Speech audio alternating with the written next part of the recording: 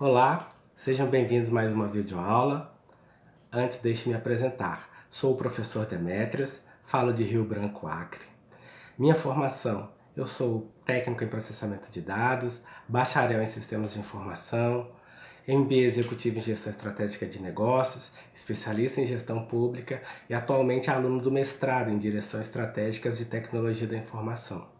Na aula de hoje a gente vai abordar um tema extremamente importante e pertinente para o país e para os municípios, que é a gestão democrática do ensino público.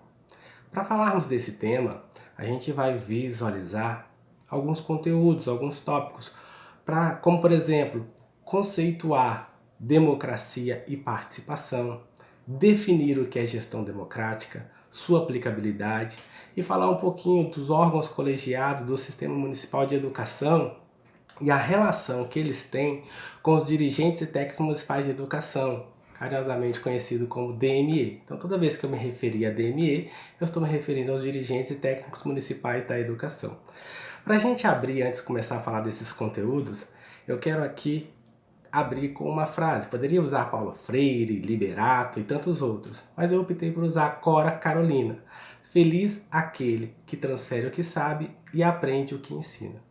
Então, para a gente dar, já que demos a largada, vamos começar. Vamos pelo conceito de democracia.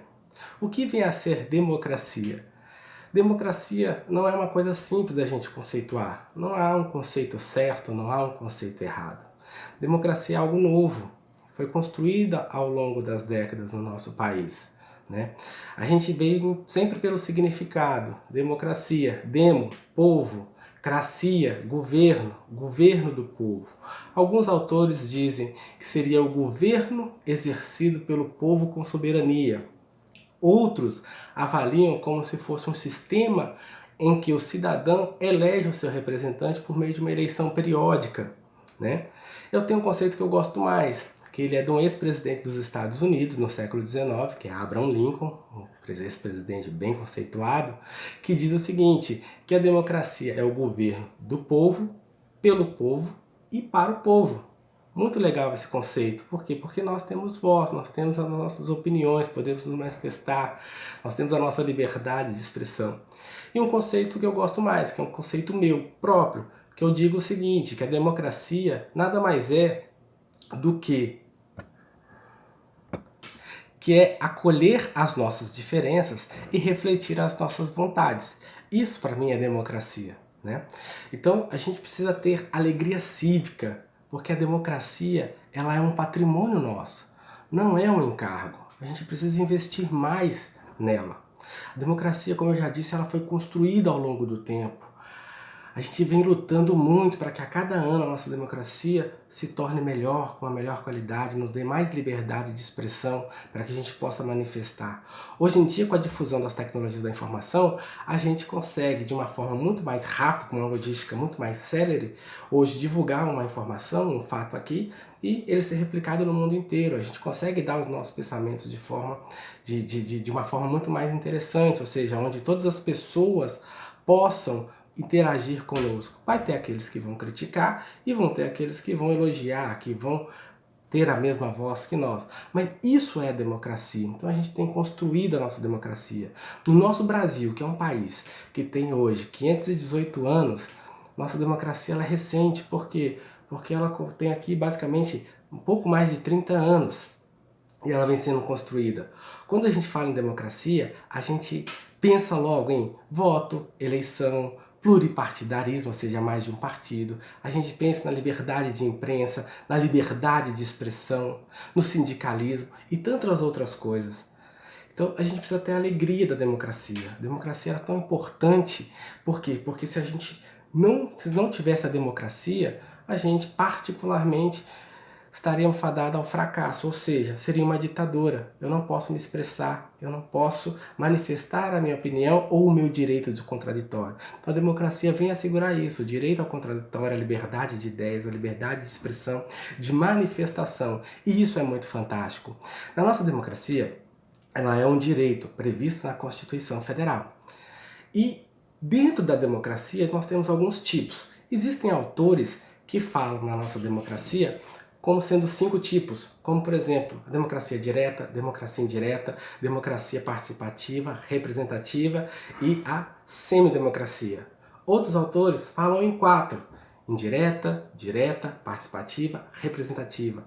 Outros autores falam apenas em 2, que é direta, participativa, indireta, representativa. Eu vou focar nessas 2, que seria a nossa participação direta, representativa, que nada mais é do que nós participarmos diretamente nas debates, nas campanhas, nos diálogos de algum projeto, de alguma situação para o nosso país. Por exemplo, quando eu tenho a oportunidade de levantar a mão e falar o que eu penso e falar o que eu quero, tá? Então, por exemplo, eu vou me expressar dentro de uma associação de bairro, eu vou poder manifestar minha opinião e direito contraditório numa reunião de condomínio, eu vou poder, por exemplo, dialogar com os meus legisladores através de várias ferramentas previstas na Constituição, como, por exemplo, o referendo, o plebiscito e a iniciativa popular. Dando o exemplo dessa parte da democracia direta participativa, dentro desses 3 assuntos que eu coloquei previstos na Constituição, nós temos aí o plebiscito. O que é o plebiscito que já aconteceu no Brasil? Lembra em 1993, quando a gente foi votar o nosso sistema de governo? Lá a gente precisava votar se ele era república ou monarquia, ou se era presidencialismo e a monarquia, né? E o parlamentarismo, perdão. Nesse caso, venceu o quê? O sistema que vigora até hoje, que é a república, presidencialismo. Olha que legal, nós fizemos uma participação direta na nossa legislação, nós votamos para aquilo que a gente achava e entendia que era melhor para o Brasil. Entanto é que vigora até hoje e tem se mostrado um bom modelo. Óbvio que existem aqueles que criticam esse modelo, mas tem sido um bom modelo, ele tem sido criado a cada dia. Isso é importante, vai se evoluindo os conceitos, vai se evoluindo as pessoas. A democracia é isso, nos permite essa liberdade de expressão e ver esses desenvolvimentos acontecerem da melhor maneira possível. E o nosso referendo, né? Lembram ali em 2005, quando a gente foi votar o artigo 35 do Estatuto do Desarmamento, onde a maioria de nós, através de um referendo, fomos até as urnas e votamos pela não aprovação, ou seja, pelo veto desse artigo. Nós conseguimos, foi uma forma de participação, uma participação direta nossa, na nossa legislação, no nosso país. E isso é extremamente pertinente, graças à democracia. Então, a diferença entre plebiscito e, só para ficar claro, a diferença entre plebiscito e referendo, dentro dessa participação direta, é a seguinte: o plebiscito ele é feito antes da norma ser elaborada. Já o referendo, ele é depois que a norma já está pronta, já foi elaborada. Então, no plebiscito eu tenho uma ideia, faço uma consulta popular e a população, ela aprova. Se aprovar, a lei é criada. Se ela reprova, a lei é arquivada. Okay? A lei não é criada, perdão. Já no referendo, é o contrário. Eu tenho uma ideia, eu crio a lei, já com todos os artigos daquela lei, com todas as regras, e aí eu submeto a uma consulta popular. E aí a população, se aprovar a lei é aprovada. Se reprovar a lei é descartada. Tá? E além disso, nós temos um outro recurso, que é a iniciativa popular. No Brasil, nós temos aí relatos de apenas 4 leis aprovadas pela iniciativa popular. Por quê? Porque é uma coisa mais difícil. Como exemplo, eu vou citar tanto a campanha da Ficha Limpa, quanto a criação do Fundo Nacional de Habitação de Interesse Social. Por que é difícil? Porque a gente tem que ter pelo menos 1% do eleitorado ativo, com assinatura de 1% do eleitorado, e pelo menos 0,3% desse eleitorado em cada estado, em pelo menos 5 estados. Então nós estamos falando de algo em torno de um pouco mais de 1,5 milhão de pessoas para a gente mobilizar, para a gente conseguir essa iniciativa popular. E além disso, a gente tem a democracia indireta representativa, que é quando a gente terceiriza o nosso poder de decisão, que é elegemos um representante, seja um vereador, seja o governador, o prefeito, etc., dos deputados, enfim, basicamente do ponto de vista legislativo, que é onde a gente mais opera, a gente tem ali o nosso Capitólio, que é o nosso Congresso Nacional, que é a Câmara e o Senado Federal. E local, nos nossos municípios, nós temos a Câmara de Vereadores. Então, ou seja, a gente empodera um representante nosso para defender os nossos interesses dentro da administração pública, votar aquilo que a gente acha que precisa ser votado. Então, já que a gente já entendeu o conceito de democracia, os tipos de democracias, e sabemos que hoje no nosso Brasil, no que nos representa a democracia indireta participativa, por meio dos nossos representantes, até porque nosso Brasil, segundo o IBGE 2016, tem mais de 207,7 milhões de habitantes. Seria impossível a gente dialogar com todos esses 207,7 milhões de habitantes. Então vamos para o conceito de participação. Posso garantir a vocês que não há participação, não há democracia sem a participação. Segundo o dicionário Aurélio, participação seria a ação, o ato e efeito de participar, de marcarmos presença, de sermos ouvidos, de fazer com que a nossa voz seja ouvida. Então a participação é extremamente fundamental para o processo democrático. Nós precisamos participar, manifestar as nossas opiniões, termos o nosso direito de contraditório. Então agora que a gente entende de democracia, de participação, é possível definirmos o conceito de gestão escolar. Gestão escolar a gente pode entender primeiro como um princípio, ou como princípios. Tá? São princípios que são previstos tanto na Constituição Federal quanto na Lei de Diretrizes Básicos da Educação, na LDB. Na nossa Constituição Federal tem 8 princípios da educação. Está lá no capítulo 3, na seção 1, artigo 206, parágrafo 8º, parágrafo 6º, perdão, que diz o seguinte: gestão democrática na forma da referida lei. E também há princípios na LDB, que são 12, lá nesse caso. E está lá no artigo 3º, no artigo 3º, no item 8, que vai falar da nossa gestão democrática para o nosso sistema de ensino público municipal. Tá? Então, é extremamente pertinente que a gente entenda isso, porque na LDB vem uma entrada fantástica na gestão democrática, que é a participação dos professores na elaboração e criação do projeto pedagógico ou do projeto político-pedagógico. Né? E também a participação da comunidade escolar e da comunidade local, ou em conselhos equivalentes, o que é extremamente pertinente para nós. Então, assim, tanto a LDB quanto a Constituição Federal fala de ensino público e não de escola pública. O fato, pessoal, é que para concretizar a nossa gestão democrática é fundamental a participação de todos. Não é só importante para o diretor da escola, é importante também para aqueles que vão se beneficiar dessa gestão. Os professores, os pais, as mães, a família. Todos aqueles que fazem parte da comunidade, daqueles que estão dentro da escola e daqueles que estão fora da escola. Tanto é que a gestão democrática, além de ser um princípio, ela está prevista na Constituição e na LDB, logo ela é um direito do povo e um dever do Estado, ou seja, do poder público. Assim, a gestão democrática ela não é possível se não tiver participação.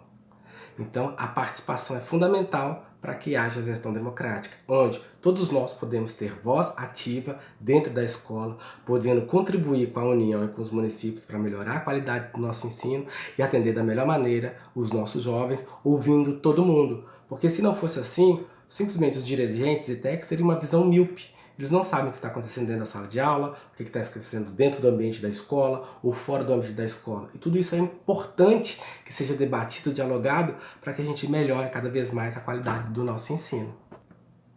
Então, pessoal, qual a aplicabilidade da democracia, da participação, da gestão democrática na escola? Extremamente importante, porque empodera a todos nós.